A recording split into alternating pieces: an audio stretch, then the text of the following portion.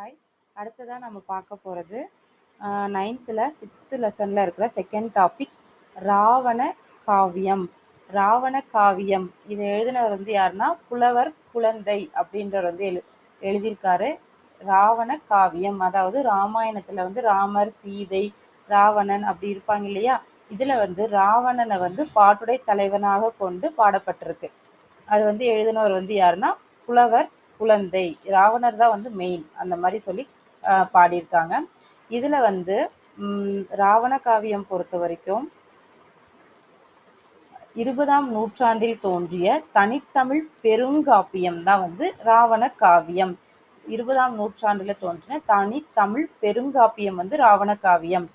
இந்நூல் என்னென்னு சொல்லி பிரிச்சிருக்காங்கன்னா 5 காண்டங்களாக பிரிச்சிருக்காங்க. தமிழக காண்டம் ஃபர்ஸ்ட் தமிழ், அப்புறம் இலங்கை, தமிழ் இலங்கை இது 2 ராமாயணத்துல வரும் இல்லையா. தமிழக காண்டம், இலங்கை காண்டம், தமிழ் இலங்கை. விந்த காண்டம், பழிப்புரி காண்டம். ஃபர்ஸ்ட் விந்த காண்டம், அப்புறம் பழி நம்ம மேல அவங்க பழி சொல்லிட்டாங்க அந்த மாதிரி சொல்லி பழிப்புரி காண்டம், அப்புறம் போர் காண்டம் என 5 காண்டங்களையும் 3100 பாடல்களையும் கொண்டுள்ளது. அப்ப எத்தனை பாடல்கள் கொண்டிருக்கு அப்படின்னு சொல்லி பார்த்தோம்னா 3100 பாடல்களையும் கொண்டது.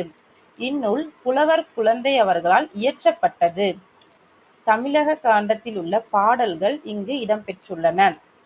அப்போ இதுல வந்து தமிழக காண்டத்தில் உள்ள பாடல்கள், அதாவது தமிழகம் அப்படின்னா வந்து குறிஞ்சி, முல்லை, மருதம், நெய்தல், பாலை, அதை பத்தி தான் இந்த பாடத்துல நமக்கு கொடுத்திருக்காங்க.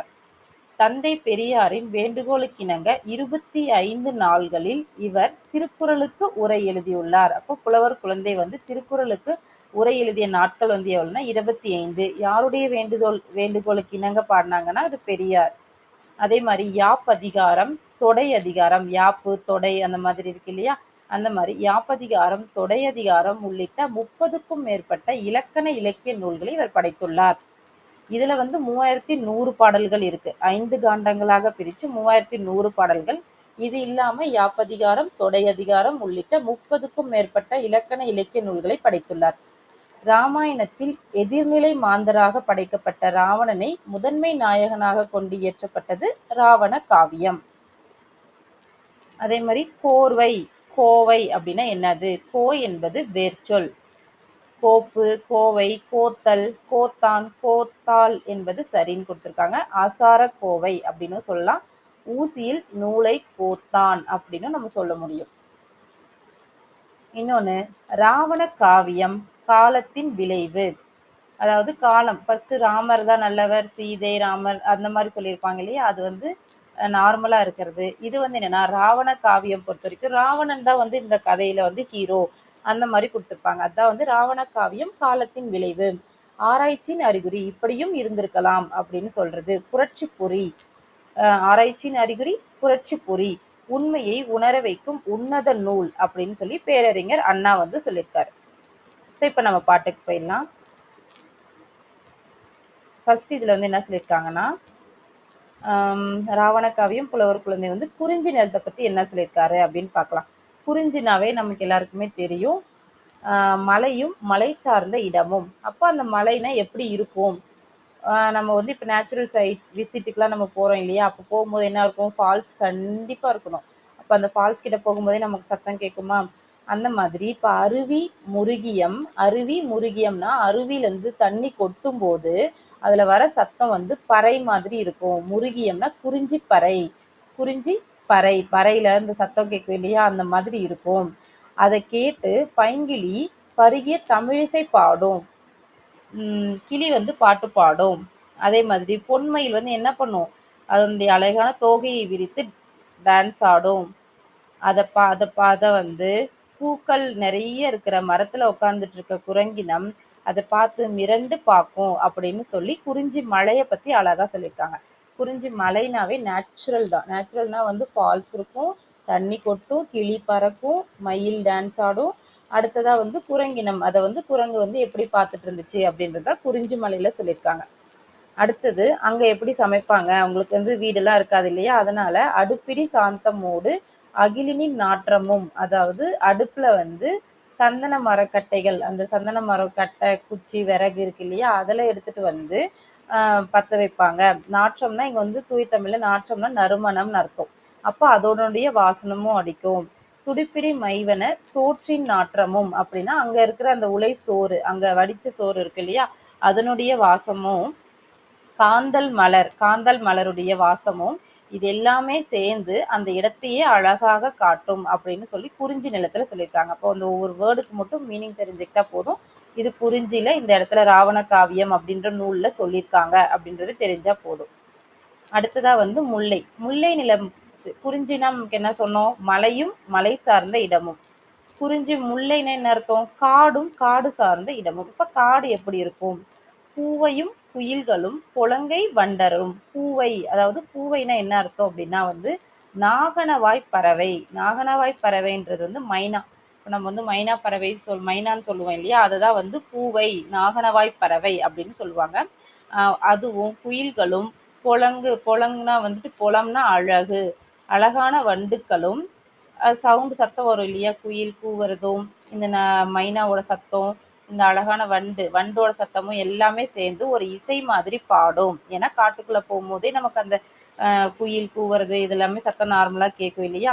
அதுவும் அதே மாதிரி மலைத்தேன் அதெல்லாம் எங்க போய் எடுத்துட்டு வருவாங்க? நம்ம காட்டுல போய் தானே மலைத்தேன்லாம் எடுத்துட்டு வருவாங்க. அப்ப தேன் வந்து எடுத்துட்டு வர முல்லை நிலத்து மக்கள், கடறு இடையர் மக்கள் தேன்லாம் எடுத்துட்டு வருவாங்க. முக்குழல் ஆவினம், அதாவது முக்குழல்னா வந்து கொன்றை, ஆம்பல், மூங்கில், அதுல செஞ்ச குழல்கள், அந்த மியூசிக் மாதிரி வாசிச்சாங்கன்னா, இப்போ ஃபர்ஸ்ட் எப்படி போய் எடுத்துட்டு வருவாங்கன்னா, இப்போ தேன் எப்படி போய் எடுப்பாங்கன்னா, ஏதாவது ஒரு வேற வேலைக்கு போவாங்க காட்டுக்கு. அப்படி போகும்போது அங்க தேன் இருந்தா தேன் அடிச்சு எடுத்துட்டு வருவாங்க. அப்போ வந்து இவங்க மாடு மேய்ச்சிட்டு அங்க போறாங்க. ஏன்னா முல்லை நிலத்து மக்களுடைய தொழில் வந்து மாடு மேய்க்கிறது அப்படின்னா, அப்படின்னா வந்து ஆவினம் அப்படின்னா வந்து மாடு மேய்க்கிறது. அப்போ வந்து இவங்க என்ன பண்ணுவாங்கன்னா, தேன் எடுத்துட்டு வரதுக்கு அங்க போயிடுவாங்க. மாடு அங்க மேய்ஞ்சிட்டு இருக்கும். இந்த மியூசிக் கேட்ட உடனே அது மாடு தானா வந்து இறங்கி வந்துரும் அப்படின்றது தான் இந்த முல்லை நிலத்துல இந்த பாட்டுல சொல்லியிருக்காங்க. அதே மாதிரி முல்லை நிலத்துல காடு அப்படின்னா வந்து முதிரை, சாமை, வரகு, பொய்மணி, குதிரைவாலி, இது எல்லாமே வந்து குவிச்சு ஒரு குன்று போல வச்சிருப்பாங்க பயிரெல்லாம் செஞ்சு முடிச்சதுக்கு அப்புறம். அப்ப என்ன பண்ணுவாங்க? போர் அடிப்பாங்க. போர் அடிக்கும் போது அதை கேட்டு அங்க இருக்கிற மான் கூட்டம், உலை அஞ்சு ஓடுமே அப்படின்னு சொல்லியிருக்காங்க. இந்த உலைனா என்ன அர்த்தம் அப்படின்னா வந்து ஒரு வகை மான், அந்த மான் கூட்டம் வந்து அஞ்சு ஓடும் அப்படின்னு சொல்லியிருக்காங்க. இதுதான் வந்து முல்லை காடுல வந்து தேன் எடுத்துட்டு வர்றதும், அதுல வந்து ஆவினம், தேனும் முக்குழல் ஆவினம் சேர்ந்து வரும் அப்படின்றத இங்க சொல்லியிருக்காங்க. இங்க வந்து முதிரை, வரகு, சாமை, நம்ம இப்ப சொல்றோம் இல்லையா, சிறுதானியங்கள் எல்லாமே பயிர் செஞ்சு ஒரு போர் மாதிரி குன்று மாதிரி வச்சிருப்பாங்க. அதுல போர் அடிப்பாங்க. அந்த போர் அடிச்சதையும் அந்த சத்தத்தை கேட்டு அங்க இருக்கிற மான் கூட்டம் எல்லாமே அஞ்சு ஓடும். இது வந்து முல்லை. பாலைனாவே வந்து மணல், வெயில் ரொம்ப அதிகமா அடிக்கும், அதுதான் வந்து பாலை அப்படின்னு சொல்லுவாங்க. இப்ப இதுல என்ன சொல்லியிருக்காங்கன்னா, மன்னிய முதுவெயில், வெயில் செம்மையா அடிக்குது, வளைப்ப வாய்வெறியி இந்நிலம் குருளை அப்படின்னு சொல்லியிருக்காங்க. குருளைனா வந்து என்னன்னா குட்டி, குட்டினா செந்நாய், குட்டி செந்நாய், அதுதான் வந்து குருளை. குருளைனா குட்டி, கீழே வந்து செந்நாய் கொடுத்துருப்பாங்க. முதுவெயில் வளைப்ப வாய்வெறியி இந்நிலம் குருளை மிக்க இணைந்து. அப்போ ஃபர்ஸ்ட் ரொம்ப வெயில் அதிகமா அடிக்குது, அதை தாங்காம அங்க இருக்க அந்த குட்டி வந்து செந்நாய் குட்டி வந்து ரொம்ப கத்துது. அதனால செந்நாய் குட்டியோட அம்மா என்ன பண்ணாங்கன்னா, தன்னிழல் தங்கவே, அந்த வெயில்லையும் அவங்க நிற்கும் போது அவங்களோட நிழல் வரும் இல்லையா, அந்த நிழல்ல அந்த குருளை குட்டிய நிக்க வச்சாங்க அப்படின்றத இந்த பாலை இதுல சொல்லியிருக்காங்க. தன்னிழல் தங்கவே தாய்மை மீதுர நன்னறியில் வலிய செந்நாய் உயங்குமே. அடுத்ததா வந்து கடிக்கமல் மராமலக்கண்ணி அம்சிறார் படிக்கிற எருதுகோடு அன்ன பாலக்காய் வெடிக்க விட்டு ஆடிட விரும்பி கோலினால் அடிக்கும் ஓசையில் பருந்து அஞ்சு ஓடுமே. கடிக்கமல் மராமலர் கண்ணி அப்படின்னு சொல்லியிருக்காங்க. இப்போ பாலை நிலத்துல வந்து சின்ன சின்ன பசங்க வந்து விளையாடிட்டு இருக்காங்க. அவங்க வந்து மராமலர் அப்படின்ற மலர்களை வந்து ரொம்ப மனம் வந்து அதிகமா வீசும், அதுதான் வந்து மராமலர் அப்படின்னு சொல்றாங்க. அந்த மாதிரி இருக்கிற மலர்களை வந்து மாலை மாதிரி போட்டுட்டு வந்து விளையாடிட்டு இருக்காங்க. அப்படி விளையாடிட்டு இருக்கும்போது எருதின் கொம்புகளை போன்றிருந்த பாலைக்காய், அந்த காய் எப்படி இருக்கும்னா எருதோட கொம்பு மாதிரி இருக்கும். அந்த காயை வச்சு அவங்க விளையாடிட்டு இருக்காங்க. அதை வெடிக்க விட்டு ஆடிட கோல்னால அடிச்சு விளையாடிட்டு இருக்காங்க. அதை பார்க்கும்போது பருந்து கூட்டம் அஞ்சு ஓடும். இது வந்து பாலை. பாலைனாவே மணல் அதிகமா இருக்கும், வெயில் அதிகமா இருக்கிறதுனால சென்னாய் குட்டி அதோட நிழல்ல வந்து நிக்க வச்சுச்சு அப்படின்றது இதோட பொருள். அங்க இருக்கிற பசங்க வந்து வெயிலோடு விளையாடி அப்படின்ற மாதிரி விளையாடிட்டு இருக்காங்க. அப்படி விளையாடிட்டு இருக்கிறத பார்த்து அங்க இருக்கிற பருந்து கூட்டம் வந்து பயந்து ஓடிடுச்சு அப்படின்னு சொல்லியிருக்காங்க.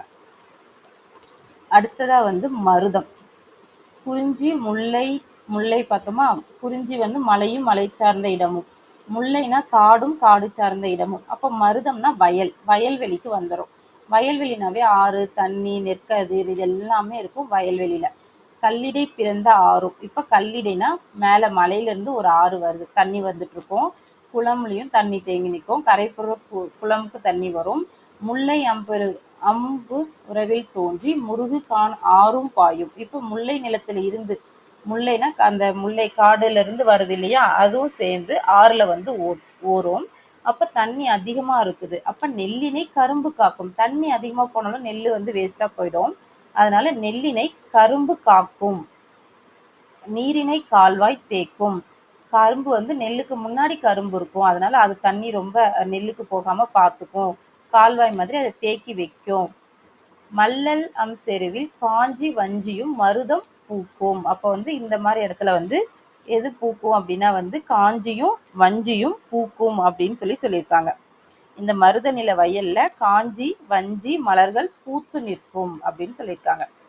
அடுத்ததா வந்து இது மருதம். மருதம்ல வந்து என்னன்னா கல்லிடை அப்படின்னா வந்து மலை மேல இருந்து வர ஆறு குளம்ல தேங்கி நிற்கும். முல்லையிலிருந்து தண்ணி வரும், அந்த ஆறும் இங்க வரும். அப்படி வரும்போது நெல்லினை கரும்பு காக்கும், நீரினை கால்வாய் போல தேக்கி வைக்கும். அதுக்கப்புறம் காஞ்சி வஞ்சி இது 2 பூக்களும் மருத நிலத்துல பூக்கும் அப்படின்னு சொல்லியிருக்காங்க. அடுத்தது வந்து மருதம். மறைமலை குளத்தில் ஆடும் மயிர்த்தலை சிறுவர் நீண்ட பொறுகரி குருத்து அளந்து பொம்மென கழிப்பர் ஓர்பால். மறைமலர் குளத்தில் ஆடும் அப்படின்னா வந்து தாமரை மலர்கள். மறை மலர் அப்படின்னா வந்து தாமரை மலர் தான். அதுல வந்து குளத்துல தாமரை மலர் தண்ணியில, குளத்துல தாமரை மலர் இருக்கும் இல்லையா, அந்த தண்ணியில சின்ன பசங்கள்லாம் குளிச்சு விளையாடிட்டு இருக்காங்க. அப்போ ஒரு கரி குருத்து, கரினா வந்து யானை, அந்த யானை வந்து குளிச்சிட்டு இருக்கு. அப்போ வந்து அதோடைய தந்தத்தை அளந்து பார்த்து விளையாடுறாங்க. அளந்து பொம்மென கழிப்பர் ஓர்பால் அப்படின்னு சொல்லியிருக்காங்க. குறைக்கடல் சிறுவர் போரில் குலுங்கிய தெங்கன்காயை. குறைக்கடல் சிறுவர், அதே மாதிரி சிறுவர்கள் நிறைய பேர் சேர்ந்து பில்லு போர் போடுவாங்க இல்லையா, அந்த பில்லு போர் மேல ஏறி நின்று தென்னை மரத்துல இருக்கிற இளநீரை பறிச்சு போடுறாங்க. தெங்கின் காயை குறைத்தவ பறிச்சுட்டாங்க. காஞ்சி புனைநிழல் அருந்துவாரே. அதுக்கப்புறம் காஞ்சி மரத்தடி நிழல்ல உட்காந்து அந்த இளநீரை குடிப்பாங்க அப்படின்னு சொல்லி மருத நிலத்தோட சிறப்பை பத்தி சொல்லியிருக்காங்க. அடுத்தது நெய்தல். நெய்தல்னாவே கடலும் கடல் சார்ந்த இடமும். பசிப்பட ஒருவன் வாட பார்த்து இனி இருக்கும் கீழ்மை முசிப்பட ஒழுகும் தூய முறையினை அறிவார் பலர். இப்போ ரொம்ப பசியால பசி இருக்குது அப்படின்னு சொல்லி கஷ்டப்பட்டுட்டு இருக்காங்க அப்படின்னா வந்து அவங்கள பார்த்துட்டு யாரும் தூய முறைனா தூய ஒழுக்க முறை இருக்கிறவங்க அவங்கள பார்த்துட்டு யாருமே வந்து சரி பசிச்சா பசிக்கிட்டோன்னு சொல்லி விட்டுட்டு இருக்க மாட்டாங்க. அவங்கள கண்டு வருந்துவார்கள், அவங்களுக்கு எதனா ஹெல்ப் பண்ணுவாங்க. அது போல வசிப்பிட முதுநீர் புக்கு. நம்ம வசிச்சுட்டு இருக்க இடம் ஃபுல்லாவே தண்ணி ஃபுல்லாவே புகுந்து வந்துடுச்சு அப்படின்னாலும் மலையளவுக்கு பவளம், அதுதான் வந்து துவரை நன்னீர் அப்படின்னு சொல்லி கொடுத்துருக்காங்க. மலையளவுக்கு பவளத்தையும் முத்துக்களையும் கொண்டு வந்து கடற்கரையில குவிப்பார்கள் அப்படின்னு சொல்லியிருக்காங்க. யாரு இவங்க? எல்லாமே முன்னாடி எடுத்து வச்சிருப்பாங்க. நெய்தல் நிலத்துல இருக்கிறவங்க வந்து என்ன பண்ணுவாங்கன்னா ஒருத்தருக்கு பசிக்குதுன்னு சொல்லி அவங்க சாப்பாடு கேட்கறதுக்கு முன்னாடி இவங்க வந்து தெரிஞ்சுக்கிட்டு அதை பண்ணுவாங்க. அது போல நெய்தல் நிலத்துல இருக்கவங்க எப்பனாலும் கடல் தண்ணி வந்து புகுந்துடும் அப்படின்னு சொல்றதுனால அவங்க வந்து முத்துக்களையும் பவளங்களையும் எடுத்து சேகரித்து வச்சிருப்பாங்க. எப்படினாலும் அதை எவ்வளோ தண்ணி வந்து அடிச்சுட்டு போனாலும் அதை வந்து பத்திரமா வச்சு தேவைப்படும் போது கொடுப்பாங்க அப்படின்றத நெய்தல் நிலத்துல இருக்க மக்களை பத்தி சொல்லியிருக்காங்க. வருமலை அளவி காணல் மணலிடை உளவி காற்றில். வருமலை அளவி காணல், மலை கிட்ட இருந்து மலை மாதிரி அலைகள் வந்துட்டு இருக்கு. நெய்தா கடல் அலை இருக்கு இல்லையா, அது மலை மாதிரினா ஹைட்டா வந்துட்டு இருக்கு. மணலிடை உளவி காற்றில், அந்த மணல் கிட்ட இருக்கிற உளவி காற்றுல சுரிக்குழல் உலர்த்தும் தும்பி, அந்த தும்பி வந்து தன்னோட ரெக்கைய வந்து போய் அங்க ஹாயா காமிச்சு நனைஞ்சிட்டு இருக்கு அப்படின்னு சொல்றாங்க. தொடர்முறை முகத்தர் தோன்றும், நனைச்சு முடிச்சுட்டு ஏதாவது ஒரு பெண்கள் முகத்தை பார்த்துட்டு இருபெரு விசும்பிற் செல்லும். என்ன சொல்லியிருக்காங்கன்னா, பெண்களின் முகத்தை தாமரை மலரென கருதி இருபெரு விசும்பிற் செல்லும் இளமை தீர் மதியம் தன்னை. பெண்களுடைய முகத்தை வந்து தாமரை மலர் அப்படின்னு நினைச்சு அவங்கள ஃபாலோ பண்ணி அது போகும். அது பார்க்கறதுக்கு எப்படி இருக்கும்னா, கருமுகில் தொடர்ந்து செல்லும் காட்சி போல தோன்றும். அதாவது நிலவுன வந்து கருமுகில்கள் எப்படி தொடர்ந்து செல்லுமோ அது மாதிரி இது இருக்கும் அப்படின்னு சொல்லி இந்த நெய்தல் நிலத்துல வந்து சொல்லியிருக்காங்க. அவ்வளவுதான். இப்ப இந்த பாட்டு, இந்த குறிஞ்சி முல்லை மருதம் நெய்தல் இதை பத்தி என்ன சொல்லியிருக்காங்கன்னு தெரிஞ்சுக்கிட்டா இது எந்த இடத்துல இருந்து வந்திருக்குன்றதை தெரிஞ்சுக்கலாம். குறிஞ்சியை பொறுத்த வரைக்கும் மலையோட நேச்சுரல் விசிட், நேச்சுரல் சீன் எப்படி இருக்கும் அப்படின்றத சொல்லியிருக்காங்க. முல்லை காடுல வந்து காட்டுல வந்து தேனு இடையர்கள் மேய்க்கிறவங்க அங்க இருந்து எடுத்துட்டு வராங்க அப்படின்றது சொல்லியிருப்பாங்க. வயல்வெளியில என்னென்ன சிறுதானியங்கள் எல்லாத்தையுமே உயர்த்தி போட்டு போர் அடிப்பாங்க அப்படின்றத சொல்லியிருக்காங்க. பாலையில வெயில் நிறைய அடிக்கும். சென்னாய் வந்து அதோட குட்டிக்கு நிழல் கொடுத்து நின்றுட்டு இருந்துச்சு. அதோட வெயில் தாங்கிக்கிட்டு குட்டிக்கு நிழல் கொடுத்துச்சு அப்படின்றது சொல்லியிருப்பாங்க. பசங்கெல்லாம் சின்ன சின்ன பசங்கள்லாம் அதுல பாலைக்காயெல்லாம் அடிச்சு போட்டு விளையாடிட்டு இருந்தாங்க. மருதம்னாவே வயல், வயல்ல நெல் இருக்கும், கரும்பு இருக்கும். அது எப்படி தண்ணி எங்கேருந்து வருது அப்படின்றத சொல்லியிருக்காங்க. அதே மாதிரி சின்ன குழந்தைங்களாம் தண்ணியில வந்து விளையாடிட்டு இருப்பாங்க. யானை கூட அந்த தண்ணியில வந்து குளிக்கும். யானை வந்து அவங்க பொம்மை மாதிரி நினைச்சு அது கூட விளையாடிட்டு இருப்பாங்க.